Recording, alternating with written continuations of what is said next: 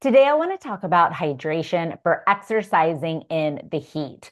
One thing we know is that when it's hot outside and humid outside, you sweat more. So while you're always sweating when you're training, depending on the temperature, when it's hot and it's more humid, the stats say that you can actually sweat up to 10 to 20% more than you typically do in a cooler environment. If you're sweating more, that means two things. You're losing more fluid and more electrolytes, and that can set you up to become dehydrated faster and experience some of the negative effects of dehydration, like dizziness, headache, nauseousness, muscle cramps, and severe dehydration can even lead to heat illness. So we want to make sure that you are staying well hydrated during the hot summer months. So there are a few things I want you to pay attention to. Number one, the goal is to start your workout, training session, lifting session, or game hydrated. And one of the best ways to do that is to monitor your hydration status by looking at the color of your urine. So this is a free, cheap, easy test that you can do all the time.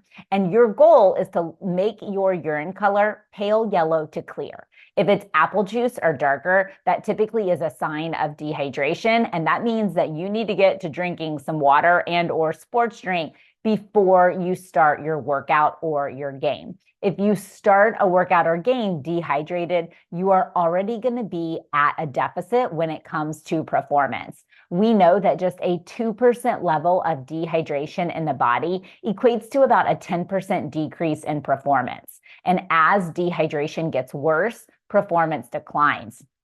So if you're starting your workout or your game in a state of dehydration, you're already behind and likely going to be starting at a lower level of performance than your teammates or your opponents. So starting your workout in a state of euhydration, which is normal hydration, is important. And you can do that by monitoring your urine color.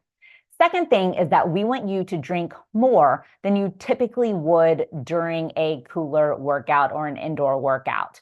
When it's hot and humid, I already said this, you sweat more. That means you're going to need more fluid. So the goal is that you're consuming at least 5 to 10 ounces of water or sports drink every 20 minutes during your workout. That works out to about a bottle an hour. So that could be water, but really during the hot summer months, a sports drink or an electrolyte-rich beverage is going to be the best. If you can drink consistently throughout your workout or your game, you may not necessarily prevent dehydration, but you can help delay it and delay some of the negative side effects that we see when it comes to athletes not drinking enough. So, number one, start your workout in a state of normal hydration. Number two, be sure that you're drinking more. Number three, be sure you're drinking those electrolytes. So when you sweat, you lose fluid, but you also lose sodium and potassium or electrolytes. Now, the average person loses 3 times the amount of sodium in their sweat than potassium. So that means you lose more sweat, meaning that you need to add more sodium when you are exercising.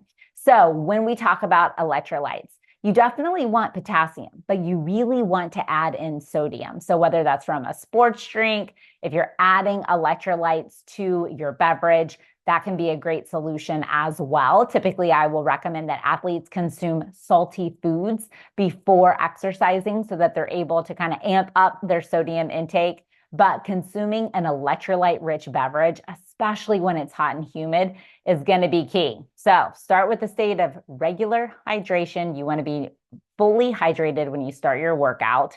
You want to make sure that you're drinking more, that what you're drinking has electrolytes in it. And then finally, you want to focus on drinking cool beverages. So when it's hot outside, your core temperature is higher. That means you're going to sweat more. So cool beverages or cold beverages can help cool down the inside of your body or your core temperature, which can help decrease sweating and obviously prevent or delay the onset of dehydration. So those cool beverages are going to be key in helping cool off your body. And then a bonus If you like flavor when you're exercising, a sports drink might help you drink more because the saltiness and the flavor might taste good. So sometimes athletes struggle drinking enough during their training sessions or their games when it's hot outside. It's just hard to keep up. So if you are drinking a cold beverage that has sodium or salt in it and flavor, this can often really help athletes consume more fluids. So your goal is to start your workout in a state of normal hydration. Drink more, make sure your fluids have electrolytes in them, and then make sure you're drinking a cold beverage. So this means you have to come to practice or to a game prepared. Don't rely on your team or your athletic trainer or whoever it is to provide you with cold beverages that you need. Bring them with you. Take a little bit of responsibility in your hydration. Dehydration can have severe negative consequences, and those consequences often come on faster when it's hot and humid outside. So do your part as an athlete. Bring your cooler, bring, little ice packs in your bag or insulated beverages that are going to be able to stay cold outside or during a long practice. If you can stay on top of your hydration, you're going to feel better and you're less likely to experience severe dehydration and the negative side effects that come along with it. So do your part, get your fluids in place, take them to practice, and hydrate consistently during your workout.